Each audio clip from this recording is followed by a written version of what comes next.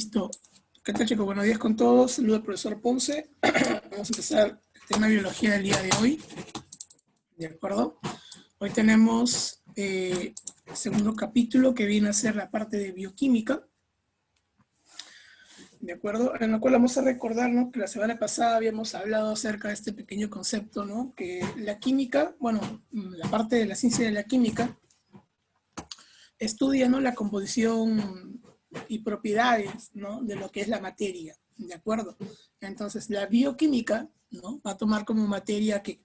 Va a tomar como materia, obviamente, ¿no?, al ser vivo, ¿de acuerdo? Va a tomar como materia al ser vivo. Por lo tanto, la bioquímica va a estudiar, ¿no?, la composición y propiedades ¿de quién? Del ser vivo, ¿de acuerdo? Muy bien, por lo tanto, nosotros nos dedicamos a estudiar básicamente tres partes, ¿no?, en lo que corresponde a la bioquímica.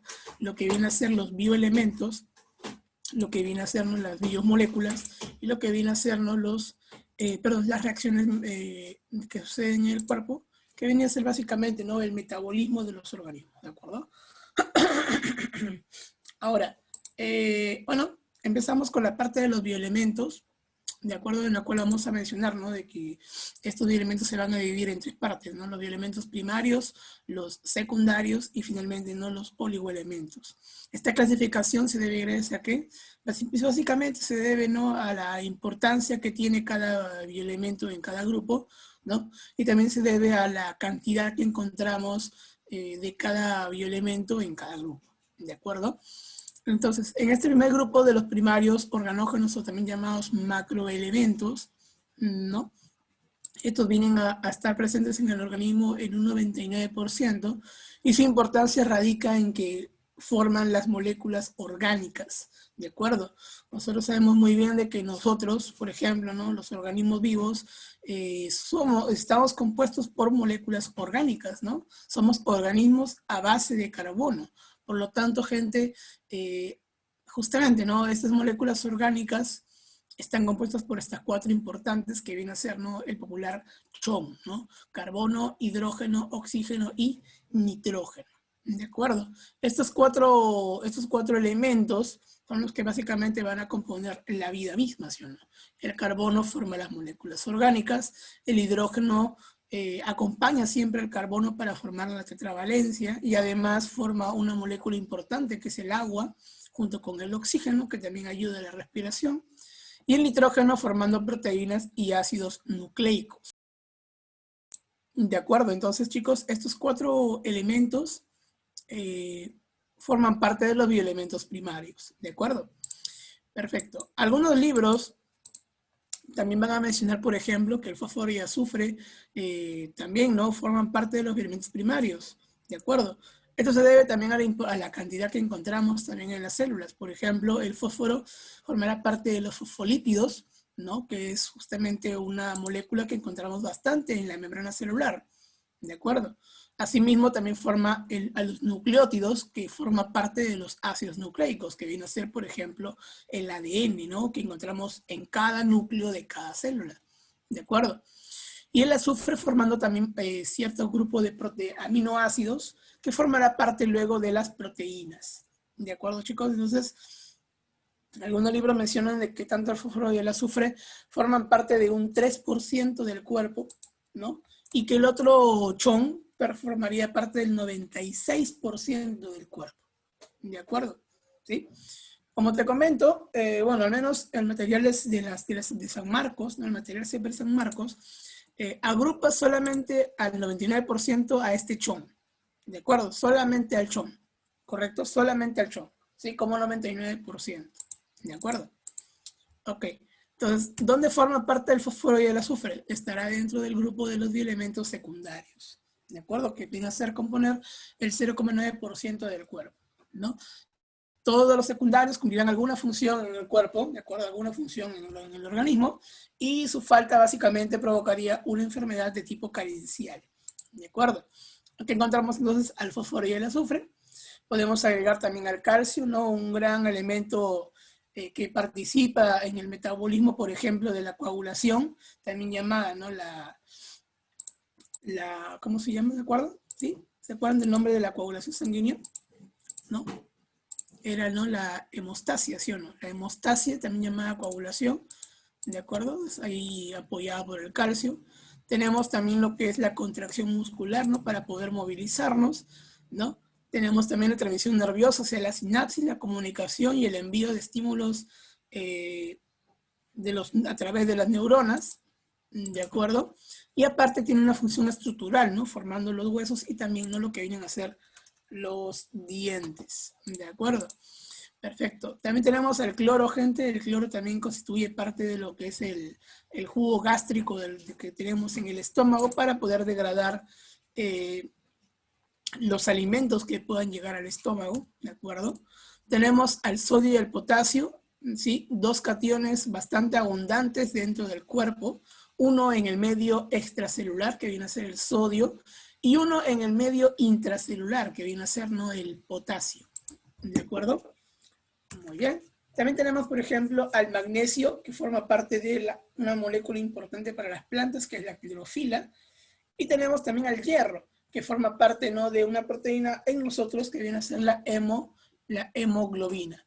¿De acuerdo? Esta hemoglobina, recuerden que transporta gases, ¿no?, a nivel del sistema circulatorio, ¿sí? La encontramos dentro de los glóbulos rojos y gracias a eso el glóbulo rojo puede transportar gases, ¿no?, como el oxígeno o el dióxido de carbono.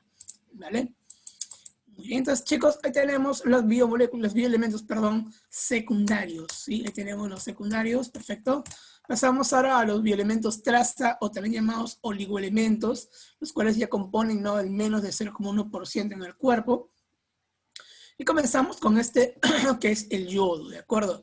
El yodo, gente, es importante para la formación de una hormona llamada tiroxina, ¿sí?, el cual es formada por una glándula llamada tiroides, ¿sí? Ahora, algo gracioso que ocurre aquí es que la deficiencia de yodo ocasiona una enfermedad que se llama justamente bocio, ¿de acuerdo? Este bocio es la inflamación de la glándula tiroides. Entonces, si el yodo ocasiona una enfermedad carencial por su falta, ¿por qué no forma parte justamente de los bioelementos secundarios? ¿No? La respuesta, gente, es que necesitamos muy poquito de yodo realmente para poder cumplir la formación de la tiroxina, ¿de acuerdo? Es por eso que lo encontramos aquí en los bioelementos traza, ¿de acuerdo? Otro elemento que encontramos aquí es el cobre, gente. El cobre forma parte de una proteína, no en nosotros, pero sí en gran grupo de artrópodos, que viene a ser justamente la hemocianina, ¿vale? Esta hemocianina, muchachos, la encontramos en la hemolinfa, ¿no?, de varios artrópodos, ¿de acuerdo? Esta hemolinfa es homólogo, recuerda, a la sangre, ¿no? Así como nosotros tenemos sangre como vertebrados, los artrópodos tienen, ¿no?, hemolinfa para poder circular sus nutrientes, gases, etcétera, ¿de acuerdo? También tenemos, por ejemplo, gente, al cobalto, ¿no? Este cobalto lo vamos a encontrar formando parte de vitamina, como la vitamina B12, por ejemplo, ¿de acuerdo? También tenemos al manganeso, que va a producir una reacción importante en la fotosíntesis, que se llama justamente fotólisis del agua, ¿de acuerdo? Esta fotólisis del agua, gente, es producida en la fotosíntesis, ¿de acuerdo?, para la formación de nutrientes en el campo de la planta, ¿vale? También tenemos al flúor, por ejemplo, el cual va a recubrir dientes para protegerlos. El silicio, que forma parte de la pared celular de algunas microalgas, como las diatomeas, ¿de acuerdo? Y el zinc, que funciona como un catalizador y también funciona como lo que viene a ser, ¿no?, un precursor, ¿no?, de la que es la proteína de la insulina, ¿de acuerdo? ¿Sí? El zinc forma parte del precursor de la insulina. ¿Listo, gente? Muy bien. Ok, chicos, entonces esa primera parte corresponde a los bioelementos, ¿sí? Eso viene a ser a los bioelementos, ¿de acuerdo? Hemos mencionado los primarios, los secundarios y también los elementos traza, ¿de acuerdo? ¿Tienen alguna pregunta hasta acá, muchachos? ¿Dudas, consultas? Profesor, disculpe, hay varios alumnos que están en la sala de espera y no pueden ingresar a clases. No sé si puede aceptarlo. Ok, ahí el profesor se encargará de ese detalle. Vale. Ok, chicos, parece que no hay ninguna pregunta por ahí. Ok, cualquier cosa, pasan la voz, ¿de acuerdo? Muy bien. Entonces, chicos, seguimos por acá con la parte de biomoléculas. Tenemos toda esa gente acá que estas biomoléculas van a ser, ¿no? Las moléculas que van a componer, obviamente, ¿no? Al organismo vivo, ¿vale? Así de simple y así de sencillo. Estas biomoléculas se van a separar en dos grupos, que vienen a ser, ¿no? Las biomoléculas inorgánicas y las biomoléculas orgánicas, ¿de acuerdo? Inorgánicas y también las orgánicas. Entonces, en las inorgánicas vamos a encontrar a 4 importantes que vienen a ser, ¿no? Lo que viene a ser, ¿no? La molécula del agua, el dióxido de carbono, el oxígeno molecular, y también encontraremos a las sales minerales, ¿de acuerdo? Entonces, gente, estas biomoléculas, por ejemplo, ¿no? En el grupo de las inorgánicas al menos, encontramos, por ejemplo, acá al agua, ¿no? El agua es una molécula muy importante, muchachos, porque emite un montón de propiedades que facilitan, ¿no? El organismo vivo, y que obviamente siempre se dice, ¿no? De que el agua, sin agua no existiría básicamente la vida, ¿no? Y eso es porque tiene, ¿no? Una gran composición en cada organismo, ¿no? Por ejemplo, en los humanos, ¿no? En el hombre, tenemos un 75% de nuestro cuerpo que está hecho a base de agua, ¿no? Que está compuesto básicamente por agua, ¿sí? Entonces, gente, esta molécula del agua, como ya sabemos por cultura general, está formada, ¿no? Por 2 átomos de hidrógeno y un átomo de oxígeno, ¿no? Los 3 están enlazados justamente por un enlace de tipo covalente, ¿de acuerdo? ¿Sí? Ahí te recuerdo que los hidrógenos se unen al oxígeno por un enlace de tipo covalente, ¿de acuerdo? Y bueno, chicos, entonces también podemos observar acá que justamente el hidrógeno, ¿no? Tendrá una carga de tipo positivo, ¿no? Mientras que el oxígeno tendrá, ¿no? Una carga de tipo negativo, ¿de acuerdo? ¿Sí? Podemos decir carga negativo o positivo, o también podemos decir lo que tiene una densidad, ¿no? De positivo o negativo, ¿de acuerdo? Asimismo, podemos decir también de que esta abertura que forman, ¿no? Los átomos de hidrógeno, ¿de acuerdo? Tienen, ¿no? Justamente un grado de 104,5, ¿de acuerdo? Muy bien, acá tenemos una abertura, ¿sí? Ahí está, 104,5, perfecto, muy bien. Ya está, chicos. Ahora, ¿qué más podemos decir? De que esta molécula de agua, por ejemplo, tiene unas propiedades interesantes que viene a ser, ¿no? La cohesión y la adhesión, ¿sí? La cohesión, por ejemplo, chicos, permite, por ejemplo, ¿no? La capacidad de poder formar enlaces con más moléculas de agua, ¿sí? Formando lo que es el puente de hidrógeno, ¿de acuerdo? Básicamente, chicos, la parte, ¿no? Del oxígeno puede enlazarse todavía a más hidrógenos, por lo tanto, de esa manera formamos el enlace, ¿de acuerdo? Mira, este oxígeno puede enlazarse a los hidrógenos, el acá también podría enlazarse de arriba, ¿no? Y, por ejemplo, uno de la derecha o a la izquierda, sin ningún problema, sin ninguna complicación, ¿de acuerdo? Entonces, si tenemos, gente, que la cohesión es la propiedad, ¿no? Que permite al agua formar, ¿no? Más enlaces con otras moléculas de agua, ¿sí? Y justamente esta cohesión permite varias propiedades más, como por ejemplo, ¿no? Una de ellas podemos mencionar, ¿no? A la alta tensión superficial, ¿de acuerdo? Esta alta tensión superficial, por ejemplo, ¿no? Permite de que el agua pueda formar, ¿no? Una película en la superficie, una película que pueda, ¿no? Soportar varios pesos, como por ejemplo, ¿no? Este bichito que puede caminar, por ejemplo, ¿no? Por la superficie del agua sin ningún problema, ¿no? La posición de las patas, ¿no? Y además unas almohadillas que encontramos en los extremos permite de que este bichito pueda flotar, ¿no? Sobre el agua, de que no pueda romper la tensión superficial y por lo tanto se mantenga en esa superficie flotando, ¿de acuerdo? Por lo tanto, gente, este pequeñín puede no avanzar sin ningún problema por el cuerpo de agua, ¿de acuerdo? Muy bien. También tenemos, gente, a la propiedad de la adhesión, la cual, ¿no? Esta propiedad permite algo muy interesante, ¿no? Que es la curiosidad de por qué el agua puede mojar, ¿no?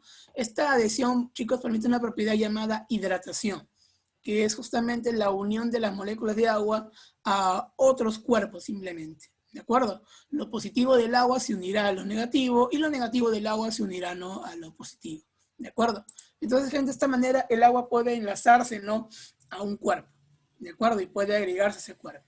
Y por cohesión, ¿no? Si una agua ya está unida, todas las demás agüitas estarán unidas a esa agua original, pues, ¿no? Por lo tanto, formaremos todo un cuerpo de agua, ¿no? Alrededor de un punto, en realidad, ¿no? Entonces, chicos, esta adhesión permite la curiosidad, ¿no? De que el agua pueda mojar, por ejemplo, ¿vale? Muy bien, entonces tenemos, chicos, las dos propiedades interesantes del agua, que viene a ser la cohesión y la adhesión, ¿sí? Otras curiosidades del agua es, por ejemplo, de que podemos mencionar, ¿no? De que es el solvente universal, por ejemplo, ¿no? El agua, muchachos, es el solvente universal. ¿Por qué? Bueno, básicamente podemos decirlo entre comillas, ¿no? Que es el solvente universal porque no puede disolver realmente todas las sustancias del universo, ¿no? Lo que podemos mencionar, gente, es de que, bueno, el agua puede disolver otras sustancias que sean también polares, igual que ella, ¿no? El agua es una molécula polar, por lo tanto puede disolver cosas que sean polares, ¿no? Pero no puede meterse con cosas que sean apolares, por ejemplo, ¿no? Como ¿quién? Como el aceite, ¿no? El agua no puede mezclarse con el aceite justamente porque, ¿no? El aceite es una sustancia de tipo apolar, ¿de acuerdo? También vemos, por ejemplo, de que el agua sucede, ¿no? Y se realiza como medio de reacciones químicas, ¿de acuerdo? Básicamente muchas reacciones del cuerpo suceden gracias a que tenemos a la molécula del agua como medio, ¿de acuerdo? También se comporta como un lubricante y como un amortiguador para evitar la fricción que tenemos en los huesos, ¿sí? Y también funciona como un termorregulador porque ayuda a bajar la temperatura, por ejemplo, ¿no?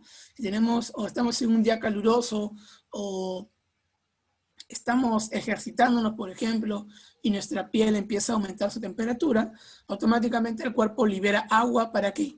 Para que ésta pueda, ¿no? Justamente bajar, ¿de acuerdo? Para que la temperatura pueda justamente bajar, ¿sí? El agua actúa como un termorregulador, muchachos, ¿de acuerdo? Muy bien.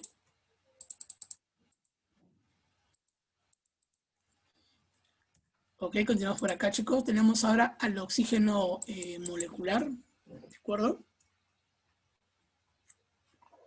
En este caso, el oxígeno molecular, bueno, es importante ¿para quiénes? Para todos los organismos que puedan justamente, ¿no? Tener una respiración celular aeróbica, ¿de acuerdo? Cuando toquemos el tema de respiración celular, ahí recordaremos que hay dos tipos, ¿no? Una llamada aeróbica y una llamada anaeróbica. En el caso de la aeróbica, ¿sí? En el caso de la aeróbica, los organismos necesitamos oxígeno para poder utilizarlo en la parte final del proceso de respiración, ¿sí? Esta parte final se llama fosforilación oxidativa, ¿de acuerdo? Por lo tanto, gente, este caso, en este caso al menos, el oxígeno actúa como un aceptor final de electrones, ¿de acuerdo? Es decir, que recibe toda la cantidad de electrones que están llegando a este último paso. ¿De acuerdo, chicos? Entonces, eso es el oxígeno molecular, ¿de acuerdo? Es importante para nosotros que somos organismos con respiración celular aeróbico, ¿de acuerdo? También tenemos el dióxido de carbono, muchachos, que es importante para las plantas o para cualquier organismo que sea fotosintético, ¿sí? Para nosotros como humanos, pues no lo es, ¿no? Porque nosotros no respiramos dióxido de carbono, más bien lo eliminamos, ¿sí? ¿No? Es el principal desecho celular, gente. Nos causa toxicidad en nosotros. Por lo tanto, tenemos que eliminar dióxido de carbono. Y justamente ese dióxido de carbono sirve ¿para quién? Para la planta, ¿no? Porque la planta lo toma como una fuente de carbono.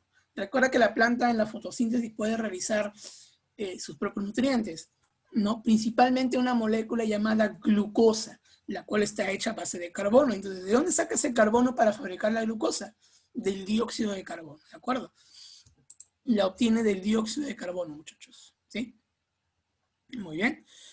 Finalmente, para las biomoléculas inorgánicas tenemos aquí a las sales minerales, ¿de acuerdo? En las cuales podemos mencionarnos de que estas de aquí van a mantener el equilibrio osmótico, o sea, un nivel adecuado de agua y de otros minerales en el cuerpo, ¿no? Y también las sales minerales pueden formar estructuras diversas, como por ejemplo, ¿no? Las cáscaras de huevos con el carbonato de calcio, ¿no? Los dientes con la hidroxiapatita, o el pico de aves con el queratinato de calcio, por ejemplo, ¿no? Ahí tenemos diferentes estructuras formadas justamente gracias a ¿qué?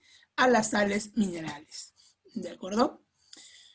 Muy bien, muchachos. Ahí tenemos entonces a las biomoléculas inorgánicas, ¿de acuerdo? Ahí está, el agua, recuerda, el oxígeno molecular, el dióxido de carbono y también, ¿no? Las sales minerales. ¿De acuerdo, gente? Perfecto. Ahora vamos a hablar acerca de las biomoléculas orgánicas. ¿De acuerdo? vamos a hablar acerca de las biomoléculas orgánicas, ¿sí? Ya está. Ahora, estas biomoléculas orgánicas van a ser un total de 4, ¿sí o no? Lo que vienen a ser los carbohidratos, los lípidos, las proteínas y también los ácidos nucleicos. ¿De acuerdo, chicos? Eso viene a ser lo que corresponde a las biomoléculas orgánicas. Ya está. Muy bien, entonces, gente, ahora comenzamos mencionando a los carbohidratos, ¿de acuerdo? Estos carbohidratos, bueno, van básicamente, son los azúcares, ¿no? Harinas que podemos encontrar, ¿no? Como en nuestros alimentos, ¿no? Están compuestos principalmente por carbono, hidrógeno y oxígeno, que viene a ser, ¿no? La base, básicamente, de estos elementos, de estas moléculas. Y en algunos casos también tendrá, por ejemplo, al nitrógeno, ¿de acuerdo? En algunos casos nada más que después te voy a mencionar. Químicamente hablando, tienen, ¿no?, dos grupos funcionales que vienen a ser, por ejemplo, el aldehído y la acetona, ¿de acuerdo? Esto seguramente lo habrán visto en el tema de química orgánica, si no lo han visto ya lo verán después, pero ahí tenemos justamente, ¿no?, al aldehído y a la acetona, ¿de acuerdo? Mencionamos como principal función de los carbohidratos, muchachos, que ellos son principal fuente de energía, ¿de acuerdo? Porque gracias a ellos podemos producir rápidamente energía, ¿de acuerdo? La célula puede fabricar energía muy rápidamente utilizando a los carbohidratos, ¿de acuerdo? Aproximadamente nos brindan 4,2 kilocalorías, ¿no?, por cada molécula de carbohidrato, ¿sí? Eso ya se encarga el metabolismo de la célula, ¿de acuerdo? Ahora, algo que hay que mencionar con respecto a todas las biomoléculas orgánicas, es que también se les puede llamar de otra manera. También se les puede llamar biopolímeros, gente, ¿sí? Y los biopolímeros pueden estar compuestos por pequeñas unidades denominadas monómeros, ¿de acuerdo? En el caso de los carbohidratos, el monómero de ellos se llama monosacárido, ¿de acuerdo? Monosacárido, ¿sí? Y además, para que estos monosacáridos puedan enlazarse y formar un carbohidrato más grande, tienen que utilizar un tipo de enlace en específico, que en este caso se llama enlace glucosídico, ¿de acuerdo? Enlace glucosídico, gente. Muy bien. Entonces ahí tenemos los conceptos de carbohidratos y ahora mencionamos su clasificación, ¿de acuerdo? Los carbohidratos, gente, se van a clasificar en monosacáridos, oligosacáridos, y estos oligos se van a separar luego en disacáridos y luego también en polisacáridos, ¿de acuerdo? Muy bien, entonces tenemos acá, chicos, que esta clasificación de los carbohidratos se debe gracias a qué? Se debe gracias a, a la composición de los carbohidratos mismos, ¿sí? Mencionamos que el monosacárido está compuesto por una sola molécula, que los disacáridos están compuestos por 2 moléculas y que los polisacáridos por un montón de moléculas, ¿de acuerdo? ¿Sí? Ojo que también hay trisacáridos, tetrasacáridos, pentasacáridos, ¿no? Que dependería de la cantidad de moléculas, como se ha ido comentando, pero los di y los polis son los más importantes y los que te van a preguntar, ¿de acuerdo? Ahora, los monosacáridos, gente, entonces corresponde al primer grupo porque corresponden simplemente a tener una sola molécula de carbohidratos, ¿no? Una sola azúcar y punto. Y estos monosacáridos se van a clasificar a su vez dependiendo de la cantidad de carbonos que tenga su molécula. Aguanta, tranquilo, no te emociones, no te asustes, no te asustes. Recuerda que por química básica una molécula está formada por átomos, ¿sí o no? ¿De acuerdo? Una molécula está formada por átomos. Por lo tanto, el monosacárido, que también es una molécula, está formado por átomos de carbono, ¿sí? Que pueden ser desde 3 hasta 7 átomos, ¿sí? Y gracias a eso dependemos también su nombre de estas moléculas, ¿de acuerdo? Podemos decir, por ejemplo, que tenemos, ¿no?, a las llamadas triosas porque tienen justamente 3 átomos de carbono. Podemos invocar aquí a las tetrosas porque tienen 4 átomos de carbono. Tenemos también a las pentosas porque tienen 5 átomos de carbono, o a las hexosas que tienen 6 átomos de carbono. ¿De acuerdo? Entonces, muchachos, podemos mencionar que estos triosas, tetrosas, pentosas y hexosas son monosacáridos porque están compuestos por una sola molécula. ¿De acuerdo? Pero que a su vez tienen, ¿no?, una cantidad de átomos de carbono en su interior, ¿sí? Muy bien. Ahora, los monosacáridos también se pueden clasificar por su grupo funcional, ¿sí? Pueden ser, por ejemplo, aldosas o pueden ser cetosas, ¿de acuerdo? O bien aldosas o bien cetosas, ¿sí? En este caso, muchachos, vamos a mencionar por acá que una triosa y aldosa a la vez será justamente el gliceraldehído. Una triosa y una cetosa a la vez será, por ejemplo, una dihidroxiacetona. ¿De acuerdo? Ambos son importantes en el metabolismo gracias a que están como moléculas, ¿cómo podemos decirlo?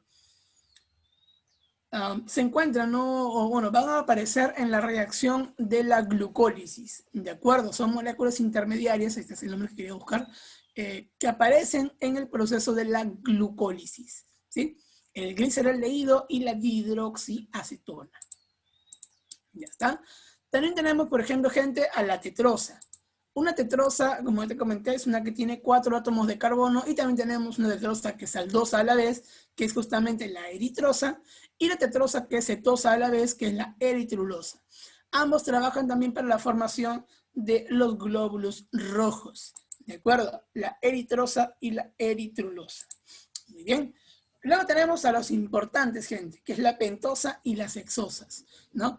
Dentro de las pentosas encontramos dos que son aldosas, que es justamente la ribosa y la desoxirribosa.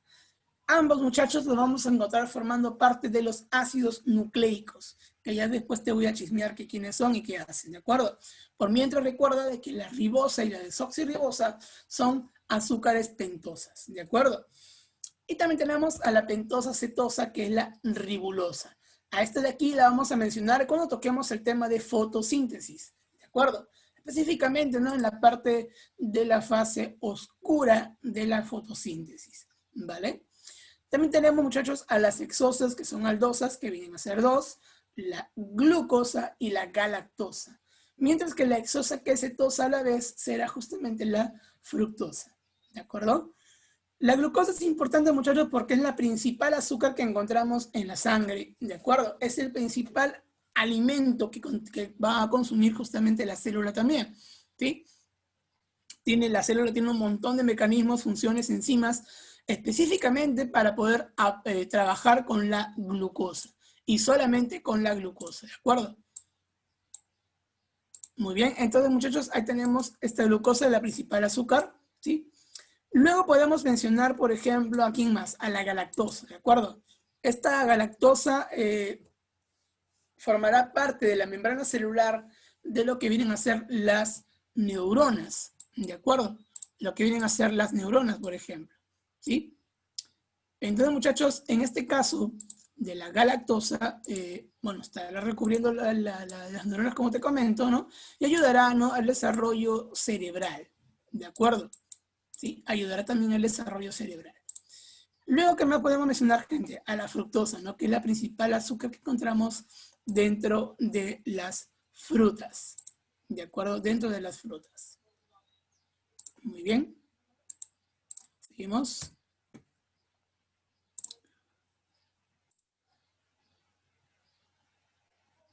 Ok, gente. Ok, mencionamos ahora lo que viene a ser los oligosacáridos. ¿Sí? Los oligosacáridos, chicos, en este caso, bueno, como te comentaba, no pueden ser los disacáridos o pueden ser también los polisacáridos, ¿de acuerdo? En este caso, muchachos, estos disacáridos están compuestos por dos moléculas, recuerda, ¿no? Por dos, específicamente hablando, dos monosacáridos, ¿de acuerdo? Entonces, mira, si yo junto a glucosa más glucosa, ¿no?, mediante el enlace glucosídico, recuerda, voy a formar una molécula llamada maltosa, ¿de acuerdo? Formo al disacárido llamado maltosa. Esta maltosa la encontramos, por ejemplo, en la miel, ¿de acuerdo? Lo encontramos, por ejemplo, en la miel, ¿sí? Y también la podemos encontrar, por ejemplo, en productos que tienen malta, ¿de acuerdo? Como, por ejemplo, la cebada, el maíz, el arroz, el trigo, etcétera, ¿sí? Ahí tenemos, gente, la malta, que es un producto, ¿no?, bastante energético. ¿Por qué? Porque tiene justamente, ¿no?, doble cantidad de glucosa. Y te comenté hace un rato, ¿no?, de que la glucosa se encuentra, que sirve para la célula como una fuente de ¿qué? Una fuente de energía. Por lo tanto, gente, ellos necesitan, ¿no?, la célula necesita de glucosa para poder mantenerse viva, ¿de acuerdo? Y cuando consumimos maltosa, pues obviamente la célula está happy porque tenemos doble cantidad de glucosa para su funcionamiento. ¿De acuerdo?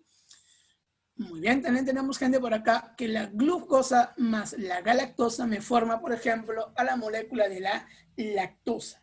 ¿De acuerdo? Esta lactosa, muchachos, se formará justamente parte, ¿no?, de los productos lácteos, como la leche, ¿no?, el yogur, el queso, el helado, la mantequilla, etcétera, etcétera, etcétera. ¿Sí? Luego tenemos a la glucosa y la fructosa, que al unirse formamos a la sacarosa, ¿no? Esa sacarosa, por ejemplo, gente, ¿no?, también se le conoce como el nombre del azúcar comercial, por ejemplo, ¿no?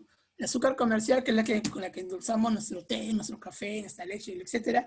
Esa azúcar es justamente, ¿no?, la sacarosa. ¿De acuerdo? Muy bien. Como dato adicional, muchachos, para que puedas anotarlo, recuerda, y aquí mencionamos lo siguiente: cuando se va a formar un disacárido, siempre vamos a liberar una molécula de agua.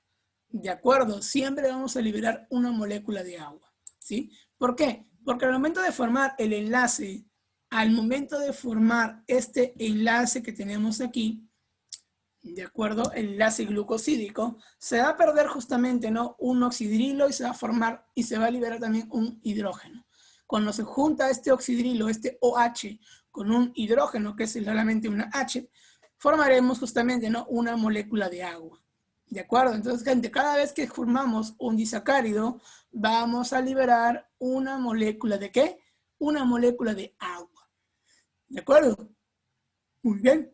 Lo interesante de esta reacción es que es una reacción reversible. Es decir, que también podemos utilizar agua al disacárido para poder otra vez obtener a los monosacáridos por separado. Por ese motivo, cuando agarramos azúcar y la colocamos en nuestra bebida y empezamos a batir, el agua que tenemos en nuestra bebida empezará a romper los enlaces glucosídicos, liberando glucosa y fructosa, ¿no? La glucosa empezará a no estar presente en lo que es la bebida, y la fructosa es el que le da justamente, ¿no?, el dulzor a nuestras bebidas que son azucaradas. ¿De acuerdo? Por eso, gente, podemos disfrutar de una taza de té, que básicamente es agua, ¿no?, con la esencia de la planta nada más, ¿no? O podemos disfrutar del café, ¿no?, que por ejemplo es amargo y que mucha gente le mete azúcar también para que pueda, ¿no?, tener un poco de dulce. ¿De acuerdo? Muy bien, gente, tenemos entonces a los oligosacáridos por parte de los disacáridos. Recuerda, son los que tienen dos moléculas nada más en su composición. Y luego tenemos, gente, a los polisacáridos, los cuales están formados por un montón y un montón y un montón, pero contra un montón de monosacáridos, que en este caso vendría a ser de glucosa. ¿De acuerdo? En este caso, muchachos, tenemos aquí al almidón y tenemos también al glucógeno. Ambos trabajan como polisacáridos de reserva, es decir, que funcionan como una reserva de energía en los cuerpos. El almidón tanto para las plantas y el glucógeno tanto para animales y también para algunos hongos. ¿De acuerdo? En el caso de las plantas, muchachos, recuerda que la plantita va a almacenar su energía ¿para quién? Para la semilla. ¿De acuerdo? Principalmente para la semilla. ¿Por qué? Porque esa semilla, recuerda que tiene una parte que se llama embrión. Y cuando tú tienes un cuidado con el embrión, este embrión empezará a desarrollarnos su primer tallo, su primera raíz, sus primeras hojas. Sin embargo, en los primeros días de su formación, no puede aún realizar fotosíntesis. Entonces, ¿de dónde saca energía para poder crecer? Fácil. Lo saca justamente de una estructura llamada endospermo. Este endospermo, gente, se encuentra justamente en la parte de la semilla, ¿no?, envolviendo lo que es justamente el embrión. Por lo tanto, este endospermo es justamente, ¿no?, almidón, que sirve para la planta. ¿De acuerdo? Muy bien. Tenemos también, gente, el glucógeno, que es nuestra reserva de energía en animales, ¿no? En este caso, el glucógeno se encontrará en parte del hígado y también en los músculos. En caso, ¿no?, de que tengamos una baja de azúcar, una deficiencia de glucosa en la sangre, el glucógeno empieza a trabajar ¿para qué? Para empezar, ¿no?, a liberar glucosas directamente a la sangre, y de esta manera no poder tener esta azúcar importante en nuestra circulación. ¿De acuerdo? El glucógeno, gente, se va a liberar siempre y cuando tengamos una falta de azúcar. ¿De acuerdo? Muy bien, y cuando tenemos, ¿no?, una alta cantidad de azúcar, pues esto automáticamente se convierte en glucógeno y vuelve otra vez a la reserva para poder no estar en caso de emergencia, ¿sí? Asimismo, muchachos, tenemos también a los polisacáridos estructurales como la celulosa y la quitina. En el caso de la celulosa, gente, pues esta azúcar forma parte de la pared celular de las plantas, ¿no?, de las células vegetales. Mientras que la quitina forma parte de la pared celular, pero de los hongos, ¿de acuerdo? De los hongos, ¿sí? En este caso, gente, vemos también de que la quitina se encontrará en el exoesqueleto de los artrópodos, ¿sí? Es decir, en los insectos, de los cangrejos, de las arañas también, ¿de acuerdo? Muy bien. Ahora, algo interesante aquí que ocurre, gente, es que, bueno, si queremos encontrar la mínima parte de la celulosa y también de la quitina, no es glucosa, ¿de acuerdo? No es glucosa específicamente, sino que son disacáridos formados a partir de glucosa. En este caso, de la celulosa será la celobiosa y de la quitina será la N-acetilglucosamina. ¿Te acuerdas que te dije que había algunos carbohidratos que tenían nitrógeno? Acá está, mira, esta N representa justamente eso, al nitrógeno, ¿sí? Entonces acá vemos a la quitina como el primer carbohidrato nitrogenado, ¿de acuerdo? Muy bien, gente. Entonces ahí tenemos, chicos, a la celulosa y a la quitina formando como polisacáridos estructurales y al almidón y el glucógeno como polisacáridos de reserva, ¿sí? Esto viene a ser un grupo, recuerda, de los carbohidratos, los polisacáridos, junto con los di y los mono, que forman parte de todos los carbohidratos que mencionamos en el tema, ¿de acuerdo? Muy bien, gente. Ahora vamos a ver